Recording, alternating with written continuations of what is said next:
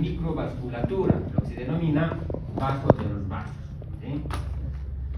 También vamos a encontrar una inflamación no solamente en la región del apéndice, esto se va a profundizar hasta llegar a la media, ¿sí? Y ahí es donde sí, si bien vamos a encontrar células de tipo nuclear mononucleares, también vamos a encontrar células de tipo eosinofílico, ¿sí? Se va a asociar generalmente. Casi no vamos a encontrar mononucleares exclusivamente de esa clase de células. También vamos a encontrar este tipo de células, ¿sí? Y sobre todo, aquí lo que más va a predominar en el puntillado negro es la necrosis. No se olviden que es un estrechamiento, obviamente va a haber una alteración en la irrigación. Y si no hay irrigación, va a haber primeramente hipoxia, luego va a haber necrosis, infarto, ¿sí? Por esa razón que vamos a observar una imagen netamente necrótica, ¿sí? Y ahí vamos a ver también parches en la zona media, que son un componente fibrinoso, ¿sí? Estos son los parches, que ahí notorio es, ¿no? Que es más fibrinoso, como es una afección de tipo crónico de larga data, entonces eso va a fibrinizar, ¿cómo es? Va a fibrosar, ¿sí? Y por ende eso va a provocar retracción de la morfología del vaso. En otras palabras, es un proceso de cicatrización, ¿sí? Todo lo fibrinoso es cicatriz, en otras palabras, ¿sí? Por eso ese vaso se retrae y se cierra y se engrosa, ¿sí? La definición de esto es leucina y osina, ¿sí? Luego tenemos la poliarteritis nodosa o poliarteritis nodosa o PAN, como se le dice, ¿sí? Que es una patología que va a afectar a vasos de mediano y pequeño calibre, pero ojo, aquí va a respetar vasculatura periférica o microvasculatura periférica, ¿sí? Sí va a afectar esto a vasos viscerales, ¿no es cierto? Va a afectar a tipo vasos de todo lo que es el sistema del cuerpo, ojo, pero va a respetar lo que es la vasculatura pulmonar, ¿sí? Y bueno, esta patología se va a presentar macroscópicamente por infiltrado, pero esto es de tipo transmural, es decir, entre la zona media y la zona íntima, transmural, ¿sí? Y va a producir generalmente necrosis, ¿sí? Porque es una patología de tipo, como es un proceso inflamatorio, es de tipo inmunológico, porque no tiene una etiología muy definida, ¿sí? No hay una definición o una etiología claramente, ¿cómo se dice? Definida, como dijimos, ¿sí? Entonces, como es idiopática, pues lo que va a predominar acá es el proceso inflamatorio, ¿sí? De larga data. Entonces, como ustedes pueden ver macroscópicamente, se va a presentar en zonas distales, ¿sí? Y se va a presentar a la manera de eritema, ¿sí? Generalmente son en zonas periféricas, pero cuando afecta de manera distal va a afectar a dedos de la mano, puede afectar a pabellón auricular, puede afectar a puntas nasales y demás, ¿sí? Y obviamente esto de manera interna va a afectar a órganos, ¿sí?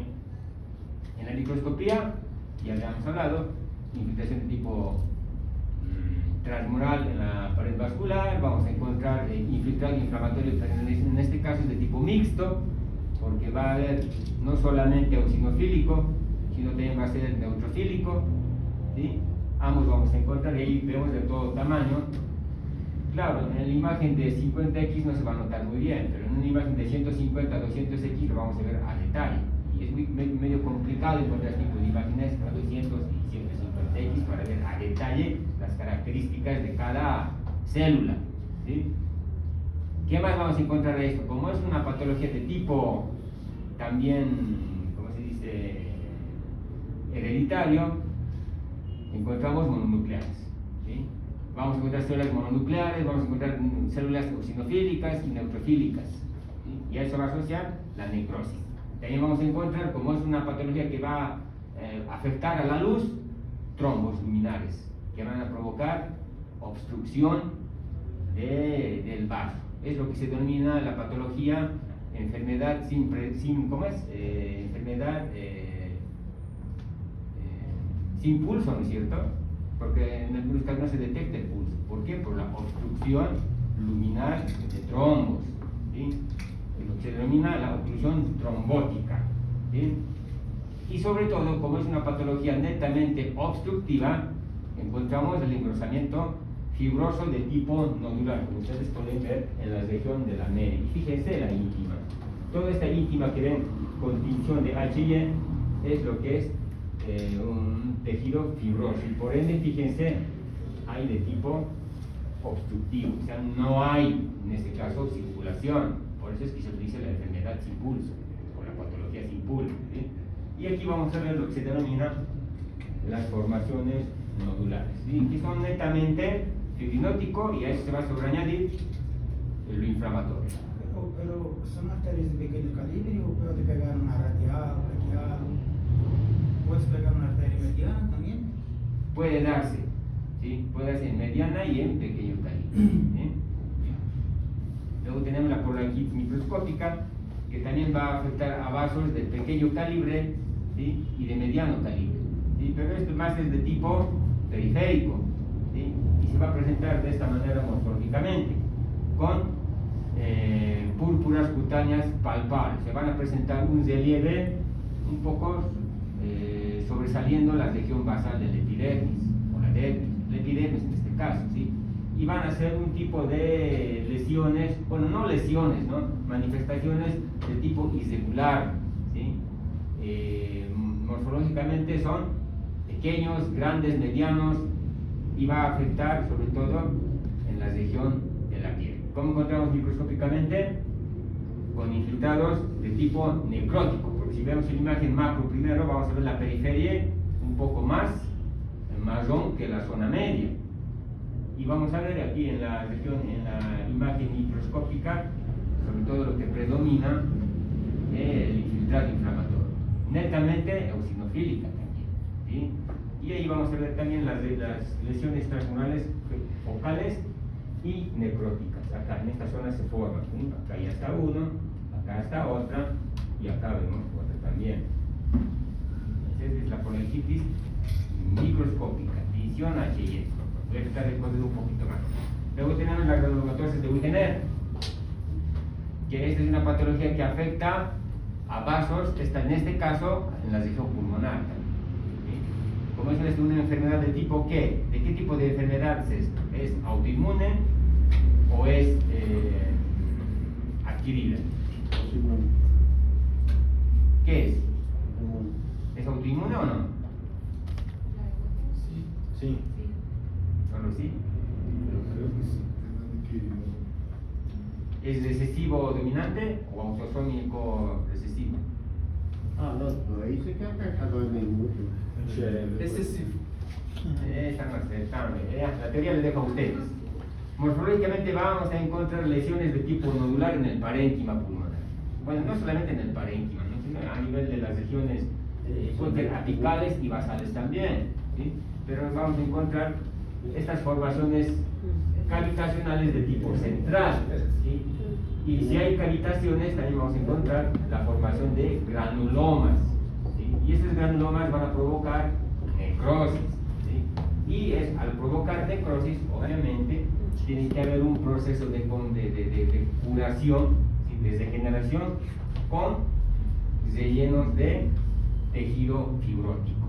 Y es muy notorio, ¿no? Que es una patología que clínicamente se va a manifestar con problemas pulmonares, ¿no? Que a veces se lo confunde con un problema de tuberculosis, ¿no? Porque la tuberculosis les va a dar cavitaciones, ¿no? Pero a diferencia de la tuberculosis, esto tiene un patrón sistemático. La tuberculosis tiene un patrón solamente respiratorio, ¿no? Eso ustedes ya dominan. Microscópicamente encontramos con fragmentación de neutrófilos. ¿Qué quiere decir esto? Que esos neutrófilos van a ir mutando. ¿Y los neutrófilos en qué se convierten luego? Porque los monocitos luego se van a volver en macrófagos, ¿verdad? Y los neutrófilos, ¿en qué tipo de células van a mutar? o quedan como neutrófilos, células Langerhans, ¿no es cierto? Y esos van a ir a infiltrar a la pared de los vasos, ¿sí? Y al formar este tipo de células Langerhans, en todo caso van a formar lo que se llaman las células de tipo granulomatoso, o sea, van a crecer, ¿sí? Para tratar de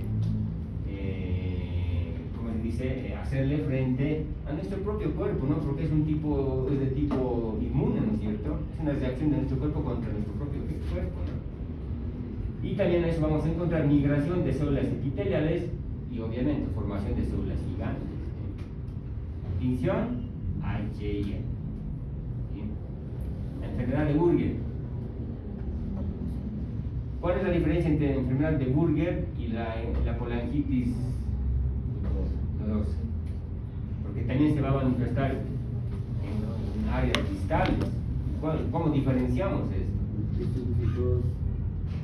Porque ustedes ven, tiene un patrón también inflamatorio a nivel de la epidermis, en las zonas distales. ¿Y cómo distinguimos?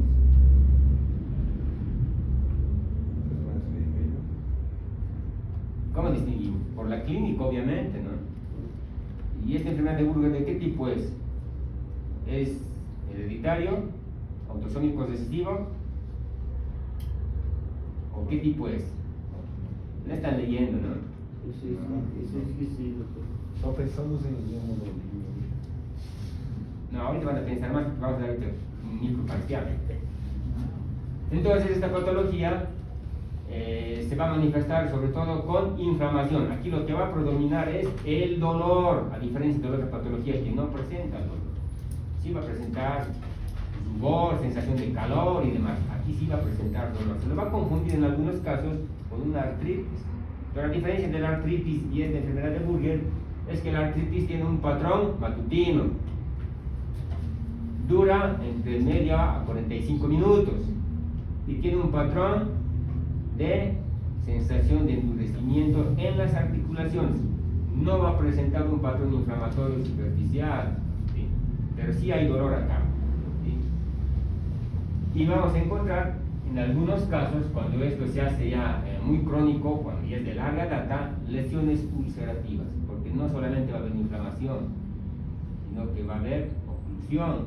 Y esa oclusión, no se olviden, la cronología de lo que es la necrosis, hipoxia, luego viene,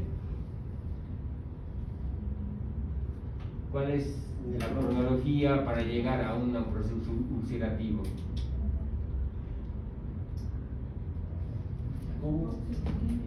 Nada, doctor, si tuviera que llegar al doctor Guzmán, doctor, mis alumnos no están aprendiendo nada. En medicina, ¿cómo es que aprende? La cronología para llegar a un proceso ulcerativo. Primero es hipoxia, luego isquemia, luego necrosis, luego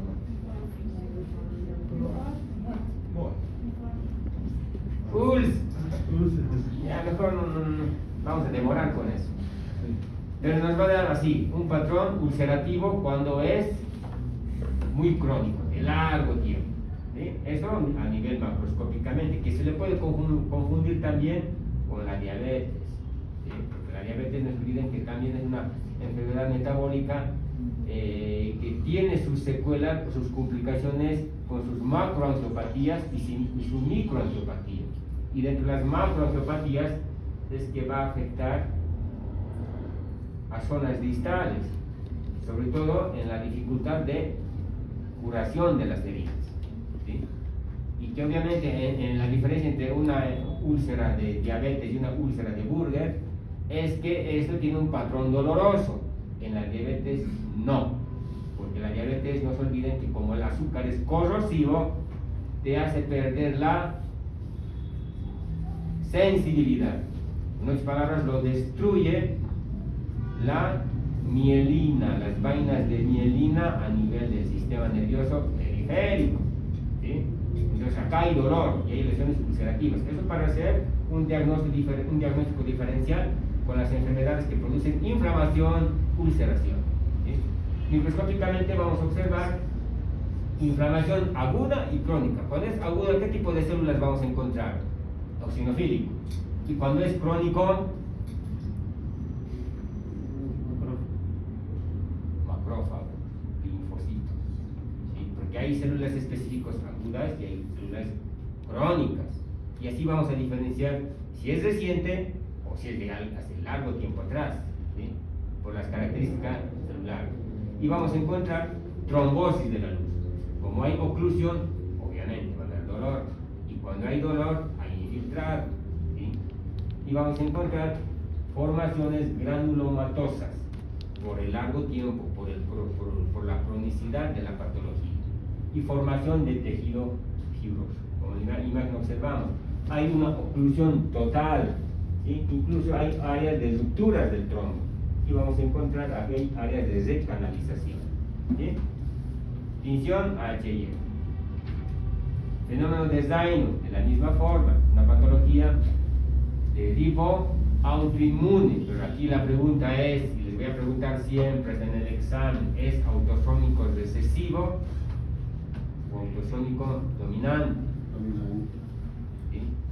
Entonces, esto afecta también en zonas distales. Y fíjense que dentro de las características casi se asemejan al fenómeno de al que pasamos. Se parece a Burger. Se parece a qué más. Sigan durmiendo, doctor. Y que macroscópicamente vamos a observar en algunos casos palidez y en algunos casos cianosis, ¿sí? Pero esto es de tipo paroxístico. ¿Qué es paroxístico? Que aparece de manera brusca, ¿sí? En los dedos, ¿sí? Y cuando hay este tipo de palidez y cianosis de tipo crónico, pues, y como es una patología que afecta a vasos de pequeño calibre, a vasculatura o microvasculatura, o como se dice, arteriolas, ¿sí? Va a provocar atrofia de la piel. ¿Por qué? Porque no hay irrigación, ¿sí? Y vamos a encontrar no solamente de la epidermis, sino también del tejido celular subcutáneo y en algunos casos de los músculos de los dedos. Y si no hay irrigación, pues ya sabemos, se va a producir un proceso ulcerativo y eso va a llegar hasta un proceso gangrenótico, ¿sí? Y pues como ustedes pueden ver la imagen, es una patología que cuando llega a la gangrena ya no se puede hacer nada, ¿sí? Es un mal pronóstico, en otras palabras, amputación. Microscópicamente solamente vamos a encontrar engrosamiento de la ingle por el proceso fibrinoide de la pared del vaso, y eso va a provocar que no haya irrigación, simplemente se va a cerrar y listo, nos va a llevar a estos cuadros severos. Y ahí vemos de dos tipos, ¿no? Donde hay palidez y en el otro lado cianosis, y en la parte superior ya un cuadro más crónico, ¿sí? Luego tenemos las varices, que es un tipo de afección más que todo a las venas, ¿sí? Generalmente va a afectar al miembro inferior, que en algunos casos también afecta a la región del esófago, a la región del recto, porque hablar de varices no solamente hablamos de los miembros inferiores, hay varices esofágicas, hay varices anosrectales, ¿sí?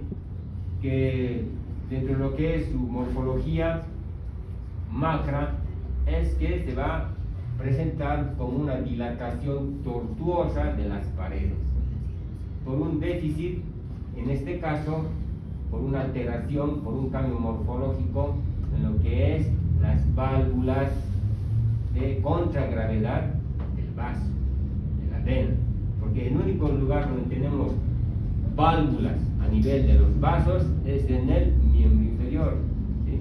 No vamos a encontrar válvulas a nivel del miembro superior, ni mucho menos a nivel abdominal, solamente en miembro inferior. Y esos vasos que van, o esas válvulas que van contra la gravedad, a veces tienden a dilatarse, en algunos casos a deteriorarse, y por eso esa sangre hace éstasis y por ende esa sangre hace que esas paredes se dilaten. No se olviden que las arterias llevan sangre a presión y las venas llevan sangre a volumen. ¿Qué pasa pues, compadres y No, comadres? pues es que las preguntas que... Desde yo sé a arteria, ya no sé bien. ¿O no me dejo entender? Sí, no formula. Pero entonces, ¿cómo les pregunto? Abro signo de interrogación.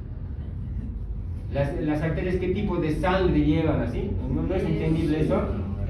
Lleva sangre oxigenada, lleva sangre... Claro, dentro de su descripción, sangre oxigenada, rica en nutrientes, lleva hormonas, lleva nutrientes, ya. Pero ¿y qué tipo de sangre? ¿Cómo es el flujo en ese tipo de transporte? Pero al describir qué tipo de sangre entra pues todo, doctor Reed, no solamente decir, lleva nutrientes, lleva oxígeno, lleva hormonas. Sabemos que lleva sangre a presión, lo principal. Por eso tomamos la presión arterial, porque ahí sí lleva la sangre a presión y es donde nos determina el flujo sanguíneo. Y en las venas, me van a responder igual, es que lleva sangre con CO2, o me van a decir también, ¿qué es CO2? ¿Qué es CO2?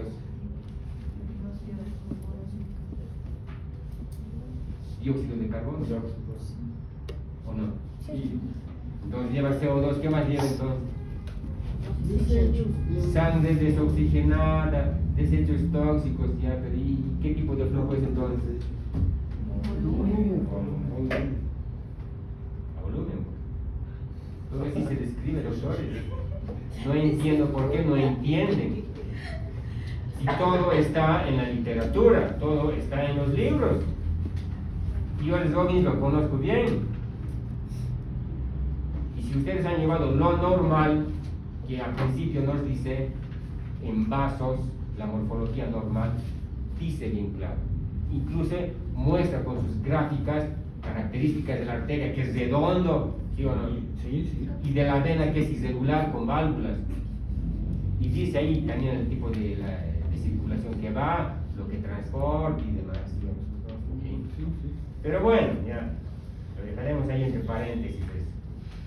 Entonces en las varices vamos a encontrar, como hay dilatación, al dilatarse esas paredes, se van a adelgazar. Pared, adelgazar. ¿Sí? Pero ese adelgazamiento va a estar constituido por músculo liso. Va a haber migración del músculo liso, lo que va a provocar una hipertrofia. O sea, si bien es una pared delgada, esa delgadez lo va a constituir generalmente el 90% músculo liso. ¿Sí? Vamos a encontrar fibrosis de la íntima. ¿Sí? Claro, va a ser resistente, pero en algunos casos esa pared va a colapsar. Por eso hay ulceraciones de tipo varicoso. ¿Sí? Vamos a encontrar degeneración del tejido elástico. No se olviden que dentro de la composición de todo el cuerpo está constituido por elastina y colágeno, desde los vasos. ¿Sí? Vamos a encontrar calcificación puntiforme de la media, por eso colapsa, porque como es duro, en algún momento se rompe. ¿Sí? Y vamos a encontrar deformación de las válvulas. Y esa deformación a veces es de tipo hipotrófico y simplemente a veces es de tipo funcional. Lo que tiene que ser cesar esas válvulas, o sea, a veces de tipo funcional. Y cuando es de tipo hipotrófico, estas válvulas, como se dice, decrecen. ¿Sí? Y por eso es que nos va a presentar macroscópicamente, vean, tortuosidades varicosas. ¿Sí? Microscópicamente solamente vamos a encontrar pigmentación, ¿sí? Agregados de hemosiderina a nivel de la adventicia vascular. Es hemosiderina, ¿sí? Y por eso es que en algunas veces, cuando veamos varices, van a ver es de tipo medio marrón esa coloración. Ese color marrón son los depósitos, las pigmentaciones térmicas. Eso es por, ¿cómo se dice? Por estimulación del melanosoma, ¿no? Se estimula, porque como no se olvide que el cuerpo es netamente hormonal, si se activan los mecanismos de inflamación, y no se olviden, y ténganlo presente, de que cuando hay inflamación también se van a activar los melanosomas, produciendo melanocitos. Por eso es la pigmentación marrón. Definición allí. Linfangitis o linfedema es una patología que afecta también a un tipo de circulación, pero de tipo linfático, porque dentro de la circulación sistémica del cuerpo tenemos circulación arterial, circulación venosa, pero también hay circulación linfática, ¿sí? Que es netamente proteínica, ¿sí? Si bien las arterias llevan sangre oxigenada, las venas sangre desoxigenada y CO2, el linfático va a llevar líquido proteínáceo, ¿sí? Por eso es que se coagula ese líquido y tiende a provocar grandes crecimientos a nivel de las regiones donde se afecta, ¿sí? Y pues cuando afecta a linfáticos periféricos, se va a manifestar macroscópicamente con cordones subcutáneos de color rojizo, que a veces parece ser, pasa desapercibido, como si fuera un proceso traumático o un proceso de tipo inflamatorio, ¿sí? Pero aquí se va a sobreañadir la celulitis, ¿sí? Y en algunos casos los abscesos focales, ¿sí? Pueden ser distales, mediales, puede ser externo, interno y demás, ¿sí? Y microscópicamente vamos a encontrar vasos linfáticos dilatados, ¿sí? Pero en su luz con varios componentes de todo tipo proteínas, ¿sí? Y vamos a encontrar exudados de neutrófilos y monocitos, ¿sí? Pero en este de linfedemas también hay que destacar que no solamente a veces de tipo inflamatorio o hereditario, sino que también hay de tipo parasitario también, ¿sí? O como la enfermedad de Nilsson, ¿no? Que es de tipo hereditario, ¿no? Porque hay linfadenitis o linfedemas de tipo primario y secundario, ¿no es cierto? Entonces de linfedema es mucho de qué hablar, pero en este caso cuando nos enfocamos a regiones distales solamente vamos a hablar de este tipo de linfangitis, ¿sí? Luego tenemos los tumores benignos, ¿sí? O pseudotumores que parecen ser masas agresivas, a veces son de tipo benigno, ¿sí? Y estos van a afectar a vasculatura micro, ¿sí? Sobre todo en mucosas, y en este caso en cavidad oral, ¿sí? Y se va a presentar morfológicamente como masas brillantes y de coloración azulada, pero no van a provocar dolor, simplemente una sensación de masa en la región lateral de la lengua, de la mucosa oral, ¿sí? Y con diámetros variables, pueden ser pequeños, pueden ser grandes, pueden ser muy circunscritos, pueden ser irregulares, ¿sí? Pero van a tener un patrón uniforme, una coloración azulada uniforme, a diferencia de los malignos que nos van a presentar un patrón de coloración no uniforme, ¿sí? Microscópicamente encontramos capilares agregados y encapsulados. Sobre todo esto es de tipo congestivo, ¿sí? Porque como va a haber un tapizado de endotelio plano, o sea, va a ser una vascularización avesante, se va a ir tapando lo que es la luz y se va a ir esto estancando y va a ir provocando acumulación de trombos. Y aparte de trombos vamos a encontrar lo que es almacenamiento de tejido conectivo y por ende un bloqueo de la luz. Pero no va a haber un proceso inflamatorio acá, porque no hay dolor, solamente se va a cerrar esa luz, ¿sí? Y se van a producir tejido conectivo y se va a ir formando. Más la formación es de tipo hemático, más es de sangre, ¿sí? Sangre coagulada y solidificada, asociada al tejido conectivo, ¿no? Por eso es que se presenta a manera de masas, pero no dolorosos, ¿sí? Tinción HIE. Luego tenemos el granuloma piógenes, que a veces tiende a asemejarse a una afta, ¿no? Pero que a diferencia de la afta es que las aftas presentan un halo fibrinoso y que a veces empieza con una especie de granito, ¿no es cierto? En este caso no, es de tipo directo lesional, ¿sí? O si no, se presenta como un nódulo rojo o periculado, ¿sí? Con un relieve sobresaliente en la mucosa que a veces tiende a ser molestoso, ¿no? Y a veces por esa molestia tendemos a provocarle ese tipo de lesión limpia, circunscrita. No hay un lecho fibrinoso, a diferencia de la afta, ¿sí? Y es, como se dice, una úlcera limpia, pero en este caso sí es sangrante, a diferencia de la afta, que no es sangrante. Esta sí es sangrante. Microscópicamente encontramos proliferación de tipo vascular. Se van a formar microvasculatura, ¿sí? Por eso, como les digo, es una vasculación avesante, ¿sí? Porque va a querer, ¿cómo se dice?, crecer con creación de microvasculatura para mantener toda esa superficie muy bien irrigada, ¿sí?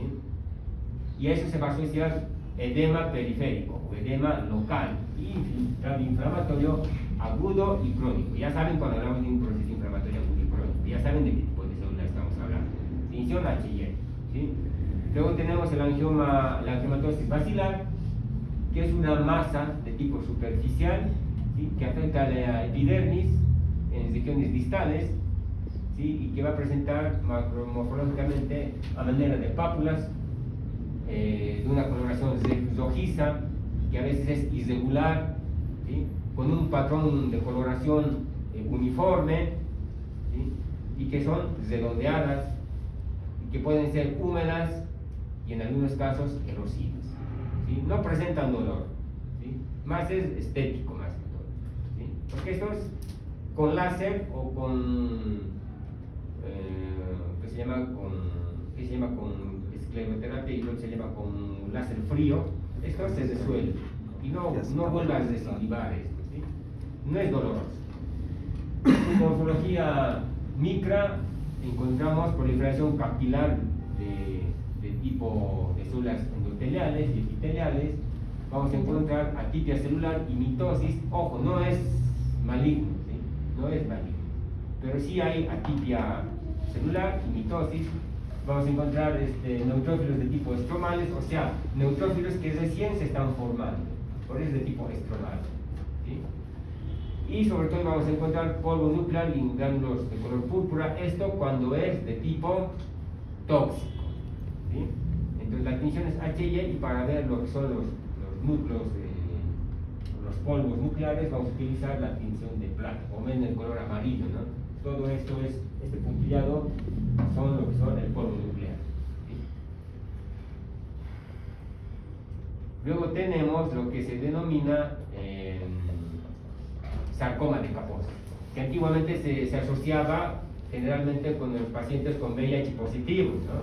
Pero hoy por hoy se ha visto que esta patología no solamente afecta a VIH positivos, sino a todo paciente que tenga un compromiso inmunológico crónico, o sea, que tenga netamente un vacío total de su sistema, ¿sí? Esta sarcoma de Kaposi va a afectar a zonas, a áreas igual superficiales, en este caso epidermis, ¿sí? Y se van a manifestar a manera de parches o de tipo maculados, de color rosáceos, ¿sí?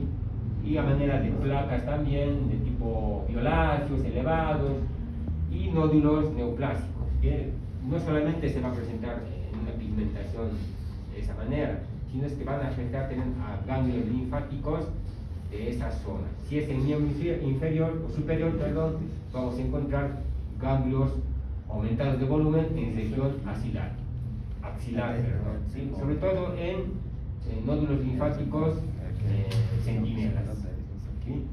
Y microscópicamente vamos a encontrar vasculatura dilatada, vamos a encontrar infiltrado de linfocitos, células plasmáticas, macrófagos, es decir, acá sí vamos a encontrar una activación de todo tipo de células, agudos, crónicos, estromales, ¿sí? Incluso vamos a encontrar células mutantes, ¿sí? Tinción, arcilla.